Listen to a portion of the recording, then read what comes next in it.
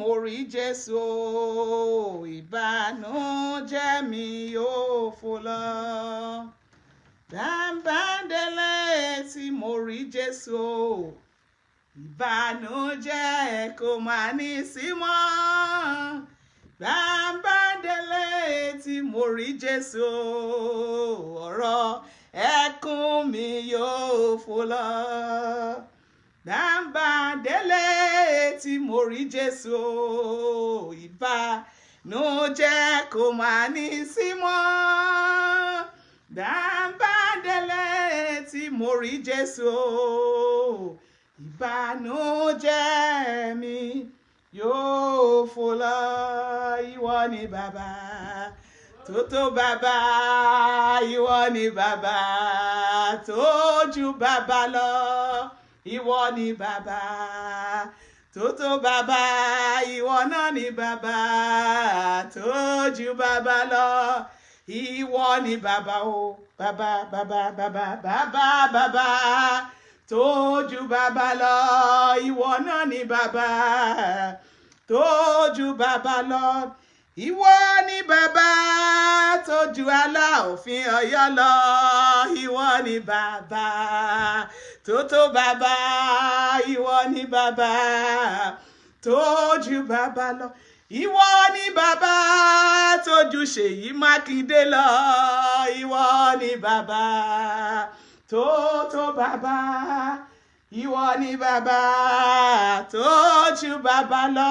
Ṣebí ìwọ ni bàbá tó jù Ọọ̀ni Ifẹ̀ lọ. Ìwọ ni bàbá tó tó bàbá, ìwọ náà ni bàbá tó jù bàbá lọ. Ṣebí ìwọ ni bàbá tó jù Tinubu lọ. Ìwọ ni bàbá tó tó bàbá, ìwọ náà ni bàbá tó jù bàbá lọ. Ṣebí ìwọ ni bàbá tó jù Tinubu lọ.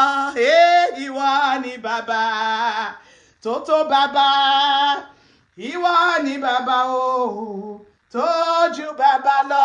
Ìwọ ni bàbá tó jù Ṣèyí Mákindé lọ. Ìwọ ni bàbá o, bàbá tó tó bàbá, ìwọ ni bàbá tó jù bàbá lọ. Ìwọ ni bàbá tó jù Aláàfin Ọ̀yọ́ lọ. Ìwọ ni bàbá tó tó bàbá, ìwọ náà ni bàbá o tó jù bàbá lọ. Ṣebí ìwọ ni bàbá tó jù gbogbo àwọn gọ́vnà lọ. Ìwọ ni bàbá tó tó bàbá, ìwọ náà ni bàbá o tó jù bàbá lọ. Ṣebí ìwọ ni bàbá tó jù Buhari lọ. Ìwọ ni bàbá tó tó bàbá, èké sùkàdàkà máyèké dàbú. Ìwọ ni bàbá tó jù bàbá lọ. Bàbá mi o, bàbá mi, bàbá bàbá ńlá, olórí ayé o, àdàgbà má pààrọ̀ iye ni. Ológun lolúwa o. Ìwọ ni bàbá, ìwọ ni bàbá, ìwọ ni bàbá o tó jù bàbá lọ. Ṣebí ìwọ ni bàbá tó jù gbogbo àwọn lọ́ba lọ́ba lọ́ba lọ́ba lọ́ba lọ. Ìwọ ni bàbá yàkà sùkú dèké dàkà ìlíàmà. Ìwọ ni bàbá tó jù bàbá lọ. Ìwọ ni bàbá, ìwọ ni bàbá o, ọlọ́run ayérayé o. Ìwọ ni bàbá, ọlọ́run àgbáyé o. Ìwọ mà ni bàbá tó jù bàbá lọ. Ìwọ ni bàbá tó tó bàbá, ìwọ náà ni bàbá tó jù bàbá lọ. Ìwọ ni bàbá tó jù gbogbo àwọn lọ́ba lọ́ba lọ́ba lọ́ba lọ. Ìwọ ni bàbá tó tó bàbá, ìwọ ni bàbá o tó jù bàbá lọ. Bàbá mi ò yẹ kékuku sàdá ìmàlẹ́ àdáwàtà ìlídò. Eli maka sukudeke yakasa iliaba. Idama yekede kukusaka gada iliamaka yede satuda iliaba. Ekusekede kele masaku ilika yakadu iliaka yakabudala. Mata kodeke sagudu iliama. Waka ilida masaku iliedeke yeke sakuda iliama. Ìwọ ni bàbá tọ́jú gbogbo àwọn lọ́ba ìlú Nàìjíríà lọ. Ìwọ ni bàbá tó tó bàbá.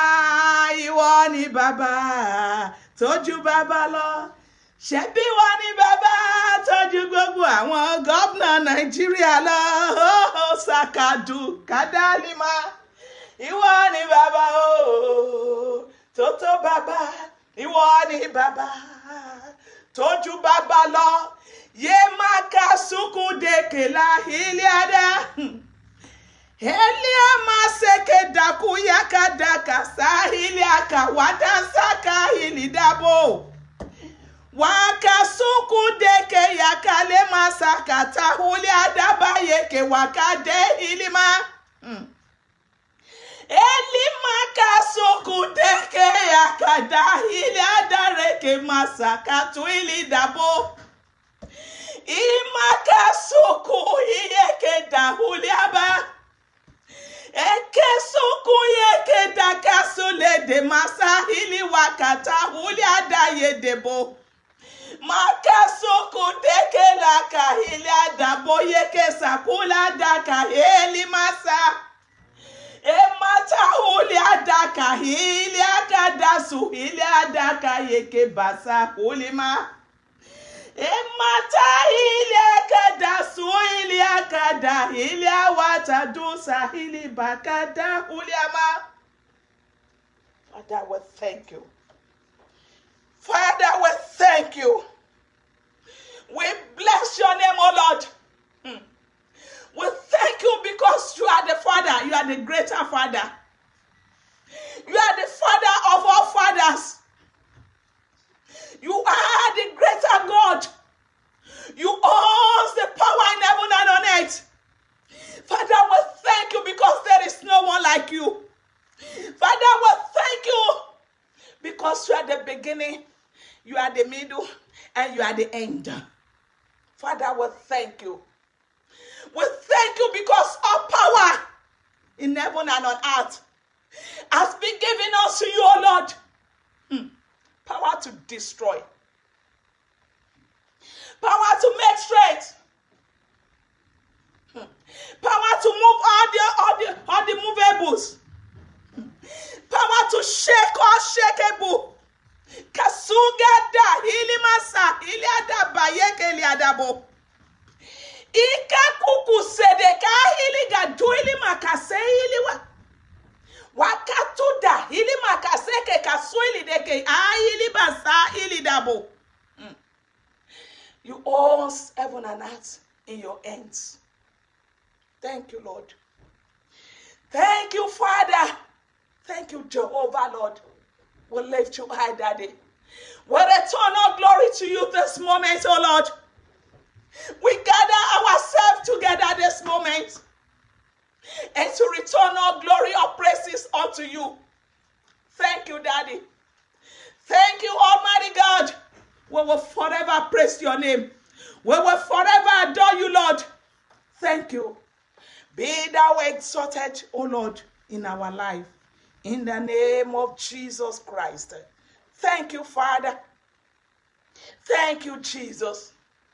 Oluwa, ẹ tóbi.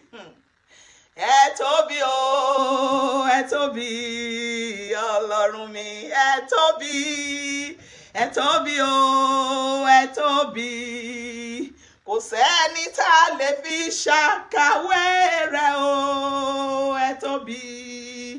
Kò mà sẹ́dá tá a lè fi ṣàkàwé rẹ̀ o, ẹ tóbi o, Olúwa mi o. Father, we thank you.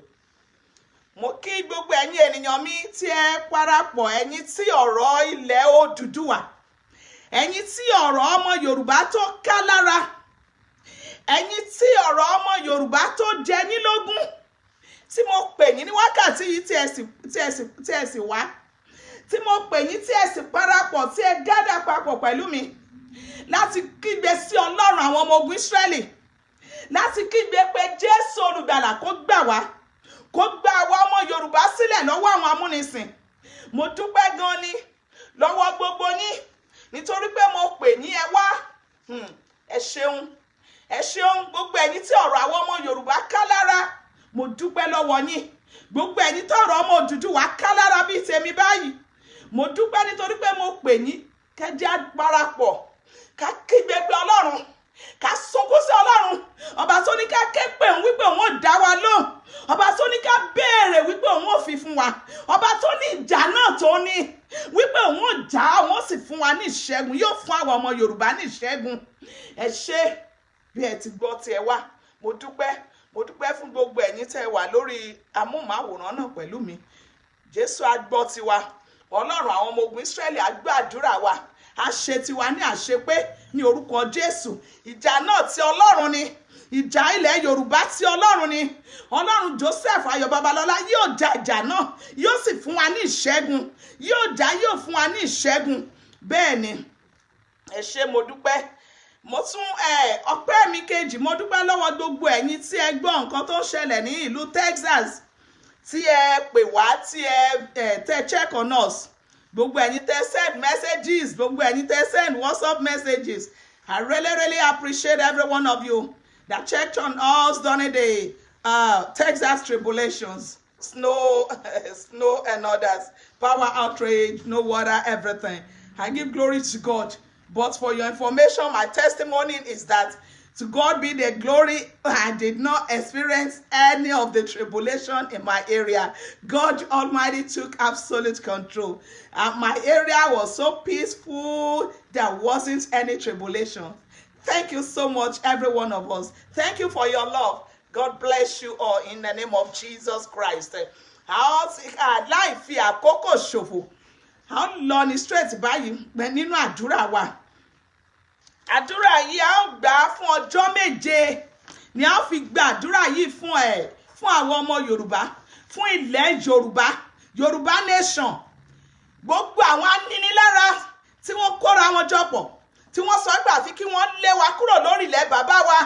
Àti múra tán, àwa náà ti ṣetán. Àti ṣetán, Bíbélì náà ti sọ, only the time of John the Baptist, only the kingdom of heaven suffered violence, and violence taketh it by force. Yes, we will take our land, our Yoruba land by force, and the Lord will help us. That God Almighty will back us up. The heavenly host will back us up.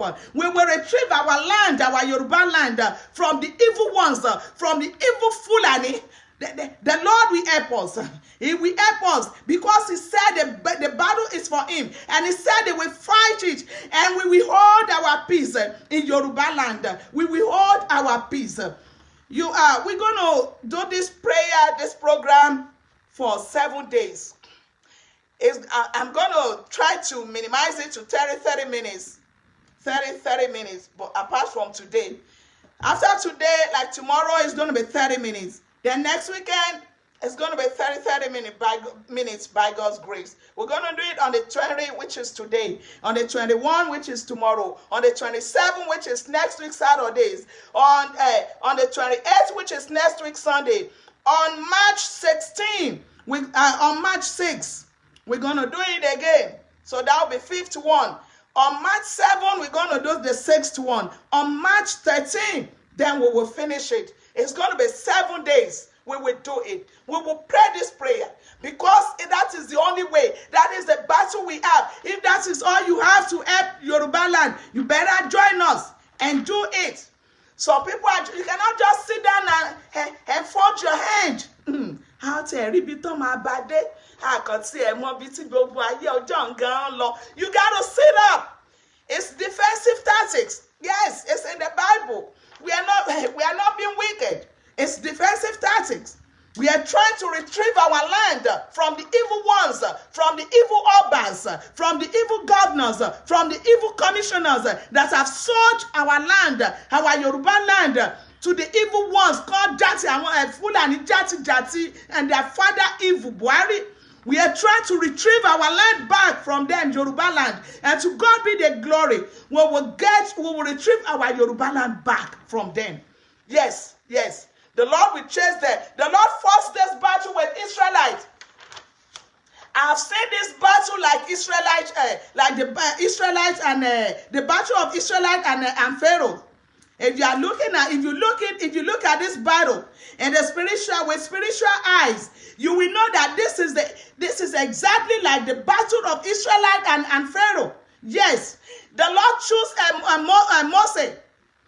When he chose Moses, that okay, you Moses, you're going to be the leader for this battle, and I will tell you what to do, what to do. The Lord himself raised Moses up to be the leader during the Israelites and Pharaoh's battle. Yes, that is exactly what is going on today. The Lord has raised Sunday Igboho.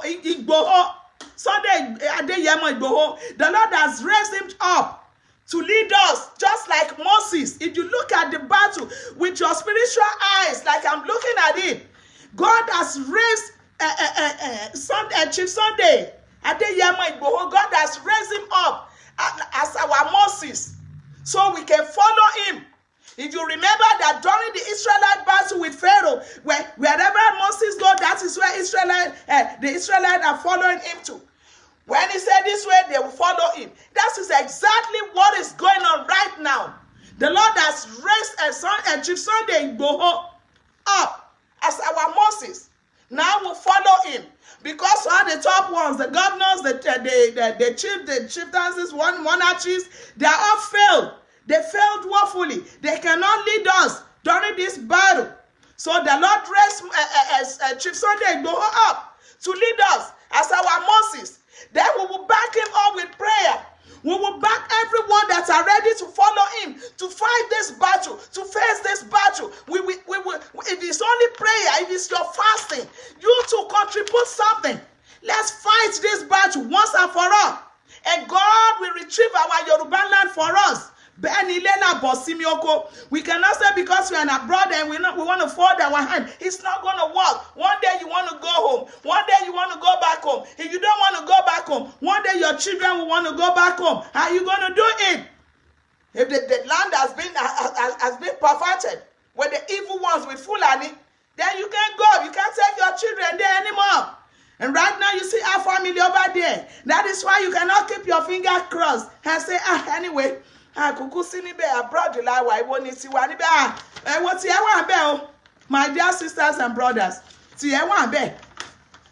it doesn't matter pé ò sí lọ́hùn, bó jẹ́ àdúrà ni bó jẹ́ àwẹ̀ ló lè fi help àwọn tó ń ja ogun yẹn lọ́wọ́, àwọn tó dojúkọ àwọn bíi Sunday Igboho àtàwọn tó ń tẹ̀lé gbogbo wọn tó ń dojúkọ ogun yẹn ní ìlú Nàìjíríà, ilẹ̀ Yorùbá lọ́wọ́lọ́wọ́.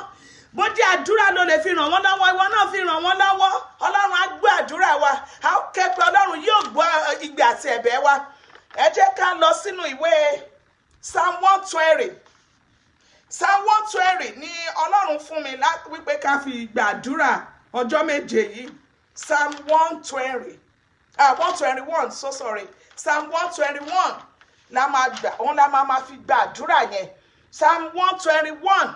Òun la máa fi gbàdúrà yẹn from time to time títí tí Ọlọ́run á fi gba ilẹ̀ Yorùbá wa fún wa, tí ẹ̀mí mímọ́ á fi gba ilẹ̀ Yorùbá wa fún wa. Psalm 121 òun náà la máa kà fún ọjọ́ méje yẹn, ọjọ́ méje tá a fẹ́ fi gbàdúrà yìí. Psalm 121 yẹn náà la máa kà, òun la máa kà tá a máa fi gbàdúrà yẹn, òun la máa kà tí a máa fi gbàdúrà yẹn from time to time, from days to days. Àdúrà yẹn òun náà la máa gbà. Ó ní àdúrà ni máa gbà táyé mi yóò fi gún régé. Àdúrà náà la máa gbà. Kò sí agbára kan tá ní lẹ́yìn Jésù. Like olórin yẹn tó sọ wípé lẹ́yìn Jésù kò sẹ́nìkan rárá. Ọba mímọ́ lọ́ba tí mo ń sìn o. Lẹ́yìn Jésù kò sẹ́nìkan rárá. Alágbára mo pórúkọ rẹ o, nígbà wàhálà ayé bá dé o, ayakusaka hilide masaka hilida bosa. Bàbá mímọ́ mo máa ké pè ọ́ o, bàbá dákun gbà wá là nílẹ̀ Yorùbá, kò gbà wá là o, ayérayé o.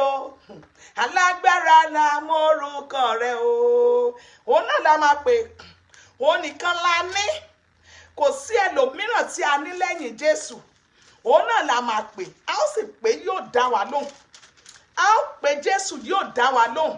Come with me to the book of Psalm 121. Èmi ò gbé ojú mi sí àwa ọmọ ilẹ̀ Yorùbá, àwọn gbé ojú wa sí orí òkè wọn ní ibi tí ìrànlọ́wọ́ wa yóò ti wá. Àwọn gbé ojú wa sí orí òkè wọn ní ọ̀dọ̀ Jésù Kristo olùgbàlà, ọba tó dá wa, ọba tó dá ilẹ̀ Yorùbá, ọba tó dá àwọn ọmọ Yorùbá sí orí ilẹ̀ Yorùbá, ilẹ̀ tó ṣàn fún wàrà àti fún oyin. Àwọn gbé ojú wa sí òkè, sí Ọlọ́run ọba wa. Ẹ máa gbọ́n tó sọ. Níbo ni ìrànlọ́wọ́ wa yóò àti wá? Ìrànlọ́wọ́ wa yóò ti ọwọ́ Ọlọ́run, ọwọ́ Olúwa wá, tí yóò dá ọ̀run òun ayé. Ó kì yóò jẹ́ kí ẹsẹ̀ wa kí ó yẹ̀. Oh yes. Nígbà tí a bá gbé ojú wa sí orí òkè, sí Ọlọ́run àwọn ọmọ ogun Ísírẹ́lì, ó ní òun ràn wá lọ́wọ́, nítorí pé ní ọ̀dọ̀ rẹ̀ ni ìrànlọ́wọ́ wa ó ti wá. Ọ̀dọ̀ Ọlọ́run ni ìrànlọ́wọ́ àwọn ọmọ Yorùbá yóò ti wá. Ó ní yóò gbà wá sílẹ̀ kúrò lọ́wọ́ àwọn amúnisìn, àwọn gómìnà ìkà, àwọn olórí ìkà. Ọlọ́run yóò gbà wá sílẹ̀ lọ́wọ́ wọn. Ọlọ́run yóò sì gbà wá sílẹ̀ lọ́wọ́ àwọn Fúlàní àtàwọn Haúsá. Ẹ̀mí mímọ́ yóò lé wọn jìnnà sí wa. Bẹ́ẹ̀ ni, nítorí pé òun la ní, àwa kò ní ẹlòmíràn. Come with me, let's go. Verse 3. Ó kì yóò jẹ́ kí ẹsẹ̀ wa kí ó yẹ̀. Ẹni tí ó pa àwọn ọmọ Yorùbá àti ilẹ̀ Yorùbá, ẹni tí ó pa wá mọ́ kì yóò tó gbé. Kíyèsí, ẹni tí ń pa àwọn ọmọ Yorùbá àti ilẹ̀ Yorùbá mọ́ kì í tó gbé. Akaswili dàbà, bẹ́ẹ̀ ni kì í sùn. Ó ní ẹni tí ń pa àwọn ọmọ Yorùbá mọ́, ẹni tí ń pa àwa àti pa ilẹ̀ Yorùbá mọ́ àti àwọn ọmọ Yorùbá, ó ní ẹni tí ń pa wá mọ́ kì í tó gbé, bẹ́ẹ̀ ni kì í sùn. Hallelujah. Verse 5. Olúwa ni olùpamọ́ wa nílẹ̀ Yorùbá, Olúwa ni òjìji wa nílẹ̀ Yorùbá. Òjìji rẹ̀ ní ọwọ́ ọ̀tún rẹ̀, ní ọwọ́ ọ̀tún rẹ̀ ni àwa wà. Verse 6. Ó ní oòrùn kì yóò pa wá ní ìgbà ọ̀sán, bẹ́ẹ̀ ni tàbí òṣùpá ní ìgbà òru. Oòrùn kì yóò pa wá ní ìgbà ọ̀sán, bẹ́ẹ̀ ni òṣùpá kì yóò pa wá ní ìgbà òru. Oh yes, nílẹ̀ Yorùbá. Verse 7. Ó ní Olúwa yóò pa gbogbo ọmọ Yorùbá mọ́, Olúwa yóò pa orílẹ̀-èdè Yorùbá mọ́, Olúwa yóò pa gbogbo àwọn amúnisìn, àwọn Fúlàní, Olúwa yóò pa gbogbo wọn run nítorí tiwa ní orílẹ̀-èdè Yorùbá. Ọlọ́run àwọn ọmọ ogun Ísírẹ́lì, àwọn áńgẹ́lì òde ọ̀run yóò gáàdì wa, yóò ṣọ́ wa ní orílẹ̀-èdè Yorùbá, yóò fún wa ní ìsinmi ayérayé. Bẹ́ẹ̀ ni, come let's go. Ó ní Olúwa yóò pa àwa ọmọ Yorùbá mọ́ kúrò nínú ibi gbogbo, kúrò lọ́wọ́ àwọn Fúlàní amúnisìn, àwọn ẹni játijàti ni, àwọn ìka ènìyàn. Ó ní Olúwa yóò pa àwa ọmọ Yorùbá mọ́ kúrò nínú ibi gbogbo. Olúwa yóò pa wá mọ́ kúrò lọ́wọ́ àwọn olórí ìkà ní ilẹ̀ Yorùbá. Bẹ́ẹ̀ ni, yóò sì pa ọkàn wa mọ́, yóò pa àlọ àti àbọ̀ wa mọ́. Ẹ̀mí mímọ́ yóò pa ọkàn wa mọ́, yóò pa àwa ọmọ Yorùbá mọ́. Ẹ̀mí mímọ́ yóò ṣàlàbò lórí wa ní ilẹ̀ Yorùbá. Orílẹ̀-èdè Yorùbá yóò gba ìsinmi. Bẹ́ẹ̀ ni, nítorí pé a ti kọ́ nínú ìwé mímọ́ wípé ó ní àlàáfíà mi ni mo fi fún orílẹ̀-èdè Yorùbá. Ó ní kì í ṣe bí ayé ti fún ènìyàn. Ẹ̀mí mímọ́ fún orílẹ̀-èdè Yorùbá ní àlàáfíà pípé. Ó fún wa ní àlàáfíà pípé. Ṣùgbọ́n ibi tí a ti ṣe àfọwọ́fà wàhálà àti ìdààmú, òun ní ibi tí a ti ṣì àwọn olórí gbé sí orí ipò. Ìgbà tí a ti ṣì àwọn olórí gbé sí orí ipò, ìgbà náà ni wàhálà ti dé bá orílẹ̀-èdè Yorùbá. Ṣùgbọ́n bí Olúwa ti bẹ tí ẹ̀mí rẹ̀ bẹ pẹ̀lú, ológun náà ni Olúwa, ológun ni orúkọ rẹ̀ ń jẹ́. Yóò bá wa jẹ ogun yìí ní ilẹ̀ Yorùbá, ní orílẹ̀-èdè Yorùbá, yóò sì gba ilẹ̀ Yorùbá sílẹ̀ fún wa lọ́wọ́ àwọn amúnisìn. Ẹ̀mí mímọ́ yóò pa gbogbo wọn run. bẹ̀rẹ̀ lórí bàbá àwọn Buhari títí dé orí Tinubu ìka ènìyàn. Ọlọ́run yóò jà fún wa nílẹ̀ Yorùbá, yóò gbà wá lọ́wọ́ gbogbo wọn títí dé orí àwọn lọ́balọ́ba, àwọn ọba ìkà èyí tí ó lọ́wọ́ sí àlàáfíà ilẹ̀ Yorùbá. Gbogbo àwọn tó lọ́wọ́ sí àlàáfíà ilẹ̀ Yorùbá máa fi àdúrà ràn wọ́n lọ́wọ́ ni. Ṣùgbọ́n gbogbo àwọn ìka ènìyàn tí wọ́n lọ́wọ́ sí àlàáfíà fún orílẹ̀-èdè Yorùbá, tí wọ́n sọ pé inú wàhálà àti ìdààmú ní Yorùbá àwọn ọmọ Yorùbá máa kú sí, gbogbo wọn lórúkọ Jésù Kristi, gbogbo wọn ni yóò parun gẹ́gẹ́ bí Fáráò sì parun. Bẹ́ẹ̀ ni ẹ̀mí mímọ́ jà fún ọmọ Ísírẹ́lì nígbà tí wọ́n dé aginjù níbi tí ọ̀nà kò sí. Ẹ̀mí mímọ́ fi ọ̀nà hàn wọ́n. He made a way where there is no way. Wọ́n tún tẹ̀síwájú. Àwọn ọmọ Ísírẹ́lì tún tẹ̀síwájú. Wọ́n tún dé ibi òkun, wọ́n tún dé ẹgbẹ́ òkun pupa. Wọ́n wọ ọ̀tún, wọ́n wọ òsì. There was nowhere to go. There was no one to call. Àwọn Fáráò dẹ̀ ti kàn wọ́n lára tán. Wọ́n á gbójú sókè. Ṣùgbọ́n Mósè gbé ojú sókè. Ọlọ́run pé Mósè, ó ní kó mú ìpàpọ̀ ọwọ́ rẹ̀ kó nà á sí ojú omi nì. Kí ló ṣẹlẹ̀? Ọ̀nà là fún wọn lójú omi, lójú òkun. Ìgbà tí àwọn ọ̀tá léni má dẹ̀yìn, bẹ́ẹ̀ ni gẹ́gẹ́ bí àwọn Fúlàní yà àwọn ọ̀tá léni má dẹ̀yìn wá. Àwọn Fáráò ọ̀tá léni má dẹ̀yìn ni wọ́n jẹ́ fún Israelite. Ṣùgbọ́n nígbà tí Ọlọ́run jẹ́wọ́ ara rẹ̀, Ọlọ́run fi bó ti ṣe ó fi hàn àwọn ọmọ Ísírẹ́lì. Ó ṣe ọ̀nà fún wọn, ó la ọ̀nà fún wọn níbi tí ọ̀nà kò sí. Àwọn ọ̀tá aléni má dẹ̀yìn àwọn Fáráò náà àti kẹ̀kẹ́ ogun rẹ̀, àwọn náà tẹ̀tì wọn. Nígbà tí àwọn ọmọ Ísírẹ́lì kọjá ní ojú òkun, àwọn Fáráò náà tẹ̀tì wọn. Wọ́n ní irọ́ ni a ó mú yín sẹ́. Ṣé Ọlọ́run jà fún àbí kò jà fún wọn? Ọlọ́run jà fún wọn. Ìgbà tí àwọn ọmọ Fáráò àti kẹ̀kẹ́ ogun rẹ̀, nígbà tí Fáráò àti kẹ̀kẹ́ ogun rẹ̀ tí wọ́n dé àárín òkun pupa, òkun padé mọ́ wọn. Ṣebí wọ́n sọ wípé wọ́n ní dẹ̀yìn lẹ́yìn Israelite ni? Ṣé wọ́n dẹ̀yìn àbí wọ́n dẹ̀yìn? Nígbà tí Ọlọ́run dáhùn sí ọ̀rọ̀ Israelite, àwọn Fáráò wọ́n ṣègbé, gbogbo wọn ṣègbé sójú òkun pupa. Gẹ́lẹ́ bí ọ̀rọ̀ àwa ọmọ Yorùbá àti Fúlàní, bí kò sí ìyàtọ̀ láàrin ọ̀rọ̀ àwa ọmọ Yorùbá tó ṣẹlẹ̀ lọ́wọ́lọ́wọ́, kò sí ìyàtọ̀ láàrin ọ̀rọ̀ wa àti láàrin ogun wa tá à ń jà lọ́wọ́ àti ogun Israelite àti Fáráò, kò sí ìyàtọ̀ rárá tí ẹ bá fi ojú ẹ̀mí wo. Àwọn Fúlàní àtàwọn gómìnà wọn ní àwọn ò ní dẹ̀yìn sẹ́yìn fi hàn pé wípé àfi tí wọ́n bá pa ilẹ̀ orílẹ̀-èdè Yorùbá run pé torí àwọn ló ní ilẹ̀. Ṣebí bàbá mi ló ní ilẹ̀ Yorùbá o, ká máa rìn ká máa yan falala. Irọ́ náà pa. Gẹ́gẹ́ bí Fáráò àti àwọn àti kẹ̀kẹ́ ogun rẹ̀ bí wọ́n ṣe ṣègbé sínú òkun pupa, bẹ́ẹ̀ náà ni àwọn Fúlàní àtàwọn Haúsá tó ní wá lára, bẹ́ẹ̀ ni gbogbo wọn ṣe máa ṣègbé this time around. Ogun Ọlọ́run ni. Tí a bá lè pa ọkàn pọ̀, ká pa inú púpọ̀, ká pa inú pọ̀, ká kígbe sí Ọlọ́run at this time around, ká kígbe sí Ọlọ́run àwọn ọmọ ogun Ísírẹ́lì. Olúwa, ìwọ ló gbé àwọn Israelite kúrò lọ́wọ́ ogun Fáráò. Àwa Israelite onírè, àwọn ọmọ Yorùbá, Olúwa gbà wá. A ó ké pé yóò gbà wá. Olórin yẹn ó ní ké pé bàbá yóò sì gbọ́. Ké pé bàbá yóò dá ọ lóhùn o, alágbàwí ẹ̀dá. Ké pé bàbá yóò sì gbọ́. Àwa ó ké pé Ọlọ́run àwọn ọmọ ogun Ísírẹ́lì yóò sì dá wa lóhùn, nítorí pé ó bá wa dá májẹ̀mú nínú ìwé mímọ́. Ó ní kí a ké pé òun ní òun dá wa lóhùn. Ó ní call upon me in the days of trouble, I will answer you. Àwọn ké pé Ọlọ́run àwọn ọmọ ogun Ísírẹ́lì. Ìjà náà kì í ṣe tiwa, tọlọ́run ni. Ológun lolúwa, ológun ni orúkọ rẹ̀ jẹ́. Ológun lolúwa, ológun lolúwa, jagunjagun ni orúkọ rẹ̀. Ológun lolúwa, ológun lolúwa. Àwa ò ké pé ní ilẹ̀ Yorùbá, àwọn ọmọ Yorùbá yóò ké pé ológun tí ṣe Olúwa yóò sì dá wa lóhùn. Ìjà náà ti rẹ̀ ni, ti Ọlọ́run ni. yóò sì fún wa ní ìsinmi ní ilẹ̀ Yorùbá ní ilẹ̀ Odùduwà bí Olúwa ti bẹ tí ẹ̀mí rẹ̀ ń bẹ pẹ̀lú.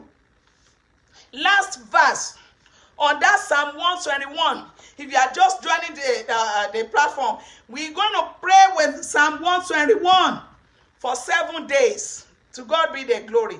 Last verse 8 of Psalm 121. It says, Oluwa yóò pa àlọ́ àti àbọ̀ àwa ọmọ Yorùbá mọ́ láti ìgbà yìí lọ àti títí láé. Bẹ́ẹ̀ ni, Olúwa yóò pa àlọ́ àti àbọ̀ wa mọ́. Yóò pa àlọ́ àti àbọ̀ wa mọ́ nílẹ̀ Yorùbá láti ìsinsìnyí lọ àti títí láé. A wá lọ gbàdúrà ní wákàtí yìí. A wá ké pe Ọlọ́run. Bó jẹ́ àdúrà 2 la lè gbà, ó ti wọlé àṣẹ. Nítorí pé Ọlọ́run wà pẹ̀lú wa. Nítorí pé ó sọ nínú ọ̀rọ̀ rẹ̀ wípé ó ní níbikíbi tí ẹni 2 tàbí 3 tí a bá kóra wa jọpọ̀ sí ní orúkọ Jésù Kristi, ó ní òun wà níbẹ̀ láti mú ìbéèrè wa ṣẹ. Ó ní òun wà níbẹ̀ láti dá wa lóhùn. A ti kó ara wa jọpọ̀ ní wákàtí ọ̀wọ̀ yìí. A sì ti ṣetán láti kígbe pé Olúwa ní òun rárá. Láti kígbe pé Olúwa ní òun rárá. Lórí ọ̀rọ̀ ọmọ Yorùbá, lórí ọ̀rọ̀ ilẹ̀ Yorùbá àti Fúlàní. Kí Ọlọ́run kó bá wa lé àwọn Fúlàní jìnnà sí wa. Kí Ọlọ́run kó jẹ́ kí àwọn Fúlàní kí wọ́n ṣègbé. Kí wọ́n ṣègbé sínú Òkun Pupa gẹ́gẹ́ bí àwọn ọmọ gẹ́gẹ́ bí Fáráò, bí Fáráò àti kẹ̀kẹ́ ogun rẹ̀, gẹ́gẹ́ bí wọ́n ṣe ṣègbé sínú Òkun Pupa. Àwọn Fúlàní àti gbogbo àwọn olórí ilẹ̀ Yorùbá tó bá sọ pé àní ní ìfọ̀kànbalẹ̀, gbogbo wọn yóò ṣègbé sínú Òkun Pupa. Ẹ̀mí mímọ́ yóò jẹ́ kí gbogbo wọn ṣègbé dànù. Bẹ́ẹ̀ ni gbogbo àwọn tó bá tún lépa Sunday Ìgbòho, gbogbo àwọn tó bá sọ pé àní ohun tí Sunday Ìgbòho ń ṣe kò tẹ́ wọn lọ́rùn. Sunday Ìgbòho tó jẹ́ pé òun ni Moses wà, òun ni Ọlọ́run nígbà tí Ọlọ́run gbé Mósè dìde fún àwọn Ọlọ́run gbé Moses dìde fún àwọn ọmọ Fáráò kó máa lead wọn kó máa tẹ̀lé títí tó fi ja ogun yẹn, títí tó fi rẹ́yìn ogun Fáráò. Ọlọ́run ti wá gbé Chief Sunday Adéyẹmọ Ìgbòho, Ọlọ́run ti gbé dìde nítorí tí àwọn ọmọ Yorùbá wípé kó ṣáájú kí àwa máa tẹ̀lé. Ẹ̀yin kan wá dìde, ẹ̀yin kan wá ní pé ogun lẹ máa kó ti Sunday Ìgbòho, ẹ̀yin kan wá ní pé irọ́ wípé kò ní ẹ̀ní jẹ́ kó ṣe. Irọ́ lẹ pa. Ogun ọ̀run ló rán níṣẹ́ kìí ṣe ènìyàn. I told you last time. Ó ní Olúwa ló rán Sunday Ìgbòho níṣẹ́ o, kò máa iṣẹ́ ènìyàn o. Ẹ padà Sátánì dẹ̀yìn lẹ́yìn Sunday Ìgbòho o. Ẹ dẹ̀yìn o. Olúwa ló gbé ṣẹlẹ̀ Chief Sunday Adéyẹmọ Ìgbòho lọ́wọ́ o, kò máa iṣẹ́ ènìyàn o. Ẹ dẹ̀yìn o gbogbo ẹ̀yin ọ̀tá Sunday Ìgbòho. Ẹ dẹ̀yìn lẹ́yìn Sunday o. Ẹ dẹ̀yìn o. Nítorí pé Olúwa ló rán níṣẹ́. Olúwa ló gbé Sunday Ìgbòho dìde as our Moses nílẹ̀ Yorùbá pé ká máa tẹ̀lé kógun kó fi ṣẹ́ ká fi rẹ́yìn ogun yẹn. Ẹ̀yin tẹ́ bá ní rọ́ pé ẹni dẹ̀yìn, a máa tẹ orí yín, a máa tẹ ẹ̀jẹ̀ yín mọ́lẹ̀ ní ilẹ̀ gbogbo ilẹ̀ Yorùbá. A máa gbogbo ẹ̀yin kàtẹ́ ní ilẹ̀ Yorùbá ò ní àlàáfíà. Tẹ́ni ilẹ̀ orílẹ̀-èdè Yorùbá pé àní lálàáfíà, pé àní ní ìsinmi. Gbogbo yín pátápátá orí yín la máa tẹ̀ wọ inú ilẹ̀ Yorùbá. Ẹ ti kọjá lọ nígbà yẹn. Bẹ́ẹ̀ ni ẹ wo ẹ nígbà tí nínú Bíbélì ìgbà tí prophet ni tó sọ pé níwòyí ọ̀la pé oúnjẹ yóò pọ̀. Ó ní oúnjẹ yóò pọ̀ ṣáàtúà. Èyí tó dà tó ní kẹ́ẹ̀nẹ̀. Ó ní ìgbà tó wà nínú ìyàn, ìlú yẹn wà nínú ìyàn, kò sóúnjẹ, kò sí, ebi pa wọ́n, kò sóúnjẹ, kò sí kankan. Wọ́n fẹ́ lè máa jẹ ọmọ ara wọn gan. Prophet ni Ọlọ́run wá gbẹnu ẹ̀ jáde, wá ní pé níwòyí ọ̀la wípé oúnjẹ yóò pọ̀ tó jẹ́ wípé ẹni lè jẹ tán, ẹ tí ẹni ráyè kó oúnjẹ náà sí gan. Èyí tó wá dáhùn tó láyà tó ní kẹ́ẹ̀nẹ̀ tó ní níbo lóúnjẹ tí àbómọtí ni àbó. Kí ló ṣẹlẹ̀ sí ìgbà tí ilẹ̀ mọ́? Bẹ́ẹ̀ ni gẹ́gẹ́ bí Ọlọ́run ṣe sọ, ọba mi asọ̀rọ̀ máyẹ̀, ọba mi awí máa yẹun, ọba lórí ayé gbogbo tó jẹ́ pé òun ló dàrún àti ayé, tó ní gbogbo àgbáyé àti ọ̀run ní ìkáwọ́ àti ìkásẹ̀ rẹ̀. ìgbà tí ilẹ̀ mọ́ kí ló ṣẹlẹ̀ oúnjẹ floods the whole city was full of food. There was no place to keep the food. They have more than enough food. But prophet ní sọ fún arákùnrin ó ní ó fi ojú rẹ̀ rí ó ní ṣùgbọ́n ò ní jẹ níbẹ̀. Kí ló ṣẹlẹ̀? Ìgbà tí ilẹ̀ mọ́ tó ń jẹ́ kún gbogbo ìlú kọ́ ó rí ibi tí gbogbo wọn ti rìn lọ pé kálukú fẹ́ lọ mọ́ jẹ pẹ̀lú surprise pẹ̀lú ìyanu tínú gbogbo wọn dùn ibẹ̀ náà ti tẹ́ pa wọ́n tẹ́ pa ni ó fi ojú ẹ̀ rí ire ìlú yẹn ṣùgbọ́n kò jẹ níbẹ̀ ẹnu ẹ̀ ò kan ohun tó máa ṣẹlẹ̀ sí gbogbo ẹ̀yin ọ̀tá ilẹ̀ Yorùbá gbogbo ẹ̀yin ọ̀tá àwọn ọmọ Yorùbá gbogbo ẹ̀yin ọ̀tá orílẹ̀-èdè Yorùbá ohun tó máa ṣẹlẹ̀ sí yín gẹ́lẹ́ nìyẹn gbogbo ẹ̀yin tẹ́ni rá àlàáfíà wọ́n kàn waste time ara wọn mà ní ẹ mọ̀mọ́dá Sunday gbogbo lóhùn ẹ kàn waste time ara ẹ̀ gbogbo ẹ̀yin tẹ́ bá plan pé ń waste time ara ẹ̀ ni gbogbo ẹ̀yin tẹ́ bá sọ pé gbogbo àwa tá a sá lọ́tún tá a sá lọ́sùn pé à ń waste time ara wa ni pé àlàáfíà ò ní jọba nílẹ̀ Yorùbá àlàáfíà máa jọba àlàáfíà yẹn á dé Jésù olùgbàlà wá fún wa bàbá mi ti ṣe Ọlọ́run tó sọ wípé àlàáfíà mi ni mo fi fún yín wípé kì í ṣe bí ayé ti fún ènìyàn á fún wa ní àlàáfíà ní orílẹ̀-èdè Yorùbá ṣùgbọ́n ẹ fi ojú yín rí ṣùgbọ́n ẹni jẹ nínú àlàáfíà náà àlàáfíà kò ní kàn yín àti ilé àtọ̀nà yín gbogbo ẹ̀yin tẹ́ kógun ti ilẹ̀ Yorùbá gbogbo ẹ̀yin tẹ́ ta ilẹ̀ Yorùbá lẹ́rú àlàáfíà yẹn fojú yín rí wípé yes ire ti dé sí ilẹ̀ Yorùbá ṣùgbọ́n ẹni nípìn nínú ẹ̀ bólúwa ti sọ nìyẹn bó ṣe wà nínú Bíbélì nìyẹn. Ẹ jẹ́ gbàdúrà ẹ̀yin èèyàn mi ẹ jẹ́ á dúpẹ́ lọ́wọ́ Ọlọ́run ẹ jẹ́ á kọ́kọ́ dúpẹ́ lọ́wọ́ Ọlọ́run ká fi ọpẹ́ fún Ọlọ́run wípé níbi tí Ọlọ́run tó tiẹ̀ bá wa tó mú wa dé lónìí nílẹ̀ Yorùbá níbi tí pẹ̀lú ìrànlọ́wọ́ tí Ọlọ́run fún wa níbi tí Ọlọ́run ràn wá lọ́wọ́ dé lónìí nílẹ̀ Yorùbá ẹ jẹ́ ká bẹ̀rẹ̀ sí ní dúpẹ́ lọ́wọ́ Ọlọ́run ẹ jẹ́ ká bẹ̀rẹ̀ sí ní dúpẹ́ lọ́wọ́ Ọlọ́run ẹ fi ọpẹ́ fún Olúwa nítorí tí ó ṣeun nítorí tí àánú rẹ̀ dúró láí. Father, we thank you.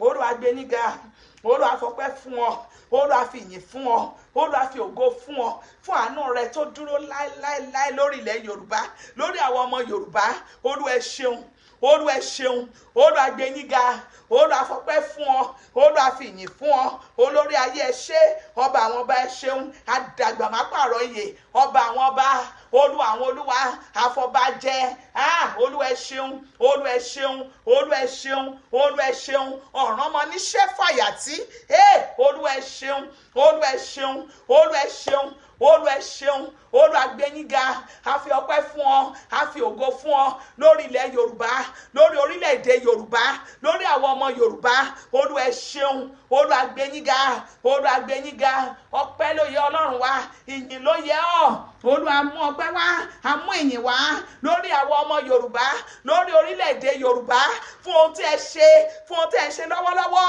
fún ohun tí ẹ tún máa ṣe Olúwa ẹ ṣeun Olúwa ẹ ṣeun nítorí pé ẹ sọ wípé ìjà orílẹ̀-èdè Yorùbá ẹni pé kì í ṣe tiwa ẹni tí ẹ̀yin Ọlọ́run ni wípé ẹ ó dá ẹ fún wa ní ìsinmi ní orílẹ̀-èdè Yorùbá Olúwa ẹ ṣé Olúwa ẹ ṣé Olúwa gbé yín ga Olúwa gbé yín ga Olúwa fọpẹ́ fún ọ Olúwa fi ìyìn fún ọ Olúwa fi ògo fún ọ ẹni tí ìyìn yẹ ẹni tí ọlá yẹ ẹni tí ògo yẹ èsù kùdáká sáka ìlímàkà wátà ìlí àdàbò ẹlímàsà kúìlìkèdè ìlíkàsá húlìkàdà ìlíkàdá ìlíbà bàkà kúkú sèkèdà gúìlímàsà ẹlìtàdà búìlìmàkàsá ìlíkàdá ìlí wákà kúkú sèkè ìlí àdà Olúwa ẹ ṣeun nítorí pé ẹ bá wa ja ìjà orílẹ̀-èdè Yorùbá ẹ ó gba orílẹ̀-èdè Yorùbá fún wa a ó ní àlàáfíà pípé yóò jẹ́ tiwa ní orílẹ̀-èdè Yorùbá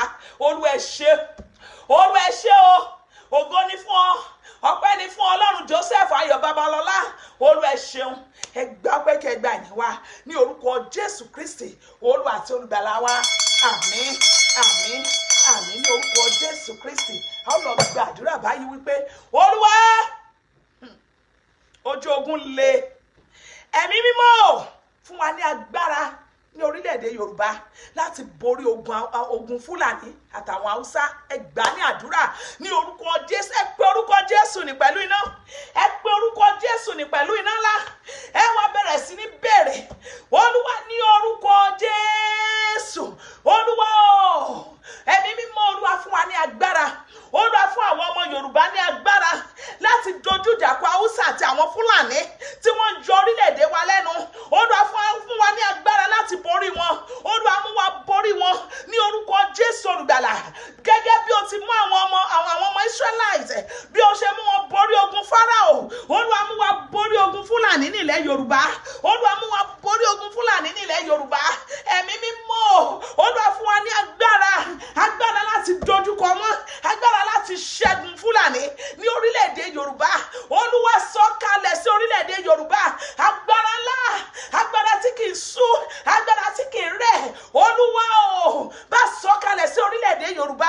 Agbára tí ó fi ja ìjà nì, nítorí pé ó ní ìjà ni kì í ṣe tiwa, ó ní tirẹ̀ ni, ó ní ó jà, ó sì fún wa ní ìṣẹ́gun. Ẹ̀mí mímọ́, gbogbo agbára èyí tí ó fi ja ìjà náà, tí ó fi dojúkọ àwọn Haúsá, àwọn Fúlàní, tí ó fi borí ogun wọn, tí ó fi borí ogun wọn. Ṣé AK-47 ni bàbá wọn Buhari rà fún wọn? Wọn ìbá ní AK-20. Agbára tí ó fi dojú ìjà kọ wọn, tí ó fi ṣẹ́gun wọn. Olúwa gbé wọ̀ wá. Oh yes, now it's not funny because àwọn Fáráò wọ́n ní gbogbo ohun ìjà, wọ́n ní kẹ̀kẹ́. Èyí fi mí lọ́kàn balẹ̀, ó fi mí lọ́kàn balẹ̀ wípé yes, a ó borí ogun Fúlàní, nítorí pé àwọn Fáráò pẹ̀lú àwọn ọmọ ogun rẹ̀ wọ́n ní kẹ̀kẹ́ ohun ìjà, wọ́n ní gbogbo ẹ̀ lọ́bìlẹ̀ bí ẹni, wọ́n ní kẹ̀kẹ́ ìjà tí wọ́n gan ju fún tí kẹ̀kẹ́ ohun ìjà Fáráò ó ju AK-47 lọ.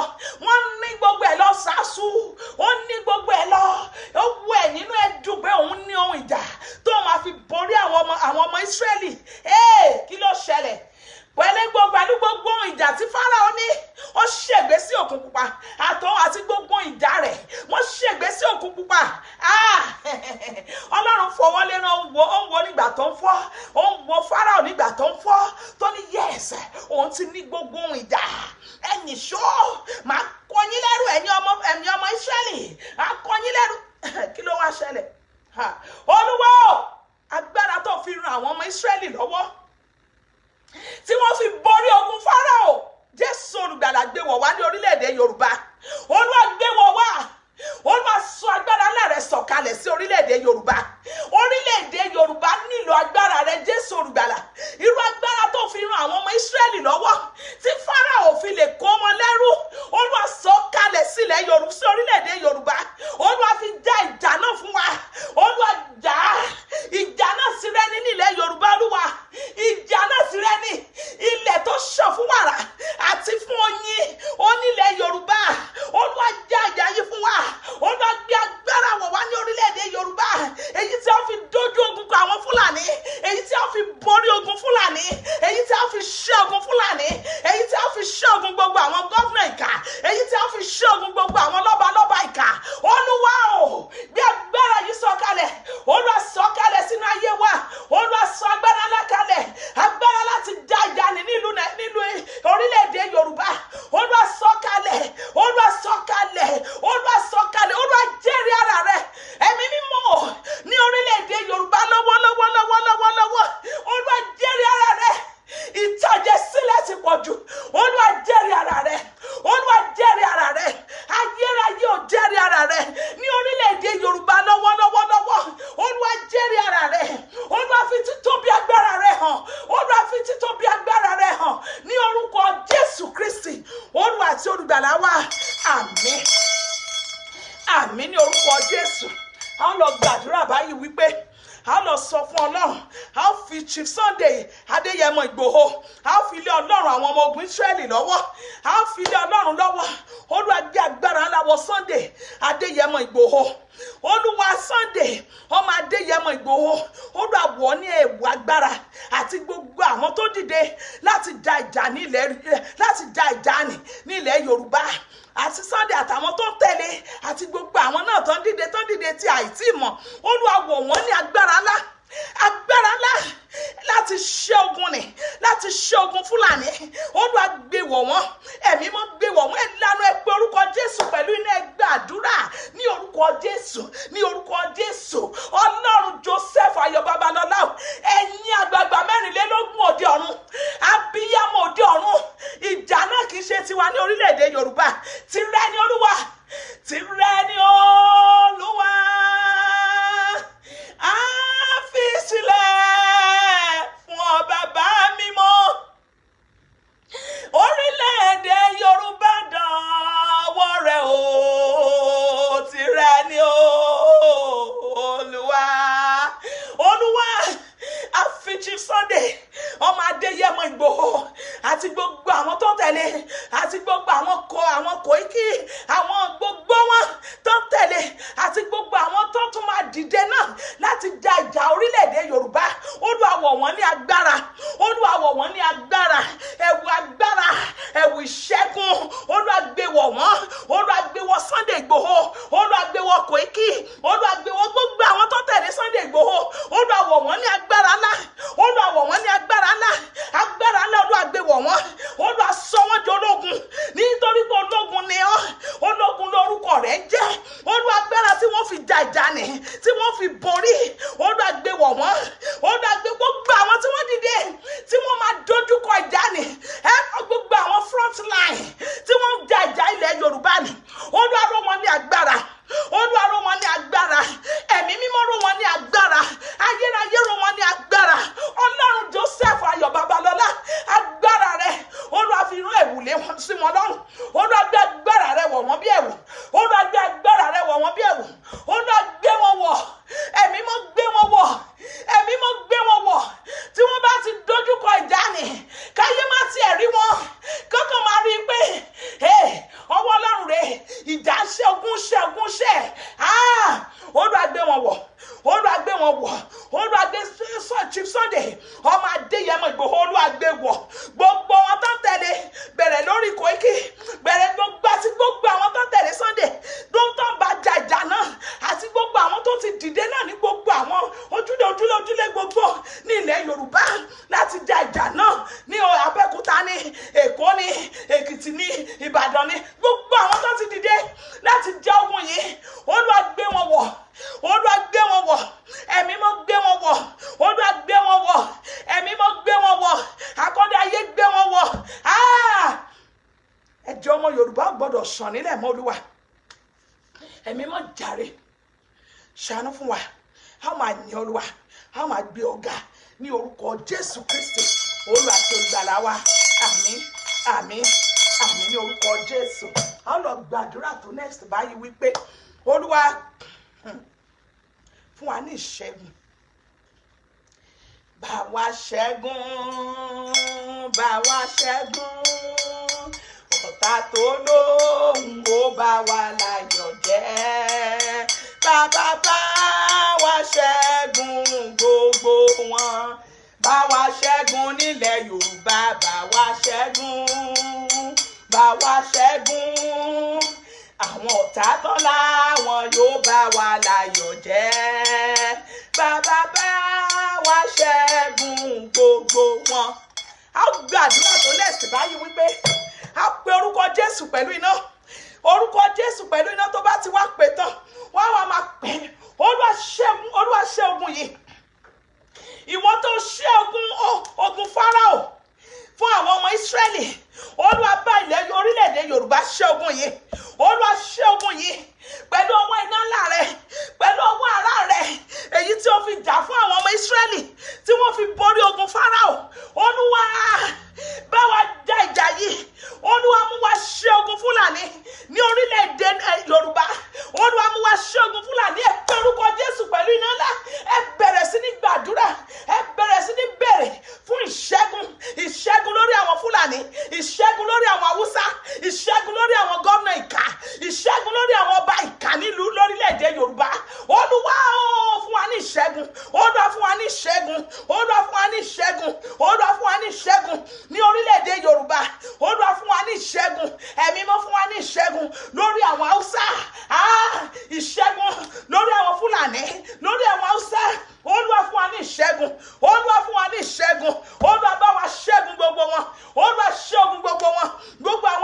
ènìyàn tí wọ́n kóra wọn jọpọ̀ tí wọ́n sọ wípé orílẹ̀-èdè Yorùbá ò ní ìsinmi, tí wọ́n sọ wípé àwọn orílẹ̀-èdè Yorùbá, àwọn ọmọ Yorùbá tí wọ́n sọ pé à ń lọ àní padà sílé, Olúwa ṣẹ́gun wọn, Olúwa ṣẹ́ wọn lógun, ẹ̀mí mọ́ ṣẹ́ wọn lógun, Ọlọ́run Joseph Ayọ̀ Babalọ́lá ṣẹ́ wọn lógun, Ọlọ́run Àkàndé Lẹ́dẹ̀ ṣẹ́ wọn lógun, Ọlọ́run orí òkè èrìò ṣẹ́ wọn lógun, Olúwa ṣẹ́ wọn lógun.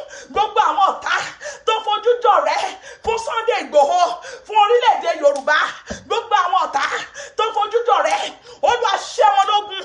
Àtẹ̀yí tá a mọ̀, àtẹ̀yí tí a ò mọ̀, gbogbo àwọn ọ̀tá lẹ́ni má dẹ̀yìn lórí ilẹ̀ Yorùbá, Olúwa ṣẹ́ wọn lógun, ẹ̀mí mọ́ ṣẹ́ wọn lógun, olórí ayé ṣẹ́ wọn lógun, atóbijù ṣẹ́ wọn lógun, Olúwa ṣẹ́ wọn lógun, Olúwa jẹ́ kí gbogbo wọn ṣègbé ní orúkọ Jésù Olúwa àti olùgbàlà wa. Àmín, àmín ní orúkọ Jésù, ní orúkọ Jésù, ní orúkọ Jésù, ní agbára ẹ̀jẹ̀ Jésù Kristi Olúwa. Wíwí ni tiwa, ṣùgbọ́n àṣẹ ń bẹ lẹ́nu ẹ̀yin Ọlọ́run àwọn ọmọ ogun Ísírẹ́lì. Ẹ̀yin ni ẹni kí a ké pè yín, ẹni ó dá wa lóhùn, ẹni kí a ké pè yín nínú wàhálà, níjọ́ wàhálà àti ìdààmú, ẹni ẹ̀yin ó dá wa lóhùn, àti ké pè yín Olúwa, àti ṣe gẹ́gẹ́ bí ẹ ti wí, àti mú àṣẹ yín ṣẹ. Apẹni tí kì í pe ní ṣeré, ọ̀ràn ọmọ ní ṣẹ́ fàyàtì, àti ké pè ọ́, àti ké pè ọ́ gẹ́gẹ́ bó ti sọ. Olúwa dá wa lóhùn, òjò kì í rọ̀ kí a má rí ipa rẹ̀. Olúwa àdúrà ọjọ́ méje tí a bẹ̀rẹ̀ lónìí yìí ní orúkọ Jésù, Olúwa jẹ́ kó nípa àtìpín ní ohun tó ṣẹlẹ̀ lórílẹ̀-èdè Yorùbá lọ́wọ́lọ́wọ́. Olúwa jẹ́ ká rí ipa àdúrà yìí sí rere, Olúwa jẹ́ ká rí ipa àdúrà wa yìí sí rere. Bàbá má jẹ́ àgbà lásán, nítorí pé a ní ìgbàgbọ́ wípé ó wà láàrin wa ní wákàtí yìí, torí pé ó sọ wípé níbi tí ènìyàn méjì mẹ́ta bá kóra wọn jọpọ̀ sí, wípé ó wà níbẹ̀ láti mú ìbéèrè wọn ṣẹ, láti dáhùn àdúrà wọn. Bàbá, a ní ìgbàgbọ́ wípé ẹ wà pẹ̀lú wa láti bẹ̀rẹ̀ títí dé òpin yìí. Olúwa, ẹ mú ìbéèrè wa ṣẹ, ẹ fún wa ní ẹ̀rí ayọ̀, nítorí pé orí òkè ẹ̀rí la wà yìí. Olúwa, ẹ fún wa ní ẹ̀rí ayọ̀, ẹ̀rí rere lórí ọ̀rọ̀ ilẹ̀ Yorùbá. A máa yìn yín títí ayé, a máa gbé yín ga ní orúkọ Jésù Kristi Olúwa àti olùgbàlà wa. Àmín, àmín, àmín, àmín, àmín ní orúkọ Jésù. I love you all with the love of God.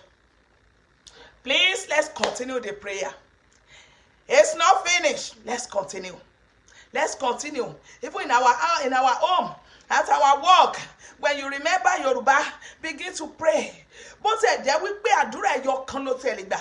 Pé Olúwa mú wa ṣẹ́gun, Olúwa mú wa borí ogun Fúlàní, Olúwa mú wa borí ogun Fúlàní, Olúwa mú wa borí ogun Fúlàní nílẹ̀ Yorùbá, Olúwa mú wa borí ogun Fúlàní nílẹ̀ Yorùbá. Bó jẹ́ ẹyọ kan yẹn ló lè máa sọ from time to time, from day to day. Believe me, Ọlọ́run gbọ́. Ó dẹ̀ máa gbọ́ àdúrà, ó máa dáhùn wa, ó máa dá wa lóhùn ayọ̀, a máa ní ẹ̀rí rere lórí orílẹ̀-èdè Yorùbá. Àlàáfíà pípé máa jẹ́ tiwa ní orúkọ Jésù Kristi. Ó ti rí bẹ́ẹ̀, ó ti ṣe bẹ́ẹ̀ ní orúkọ Jésù Olúwa àti olùgbàlà wa. I love you all with the love of God. Please remember to join me tomorrow again at 3 p.m. Central Time. I think that should be 9 p.m. Nigerian time. I love you all, and that will be 4 p.m. Maryland time, Eastern time. I love you all. I hope to see you again tomorrow. Please invite your friend. Invite your friend to this program, these 7 days prayers. Even if it's only these 7 days prayers that you can join us to pray for our land, Yoruba land, Yoruba nation. Trust me, God will answer us. He will fight the battle for us, and He will give us victory over Hausa, over all the evil governors, over all evil monarchies. The Lord will give us victory. Join us tomorrow again, and second day. We started today. It's going to be 7 days. Join us tomorrow again by God's grace. We're going to do it on weekends. Because I know everybody busy done it on weekdays. So we're going to do it on weekends. We're going to do it today, tomorrow, and next weekend, Saturday and Sunday. Then Saturday and Sunday again. That's how we're going to do it to complete the 7 prayers for Yoruba nation. I love you all. Please invite your friend to this program tomorrow. at 3 p.m. I love you all with the love of God. Share.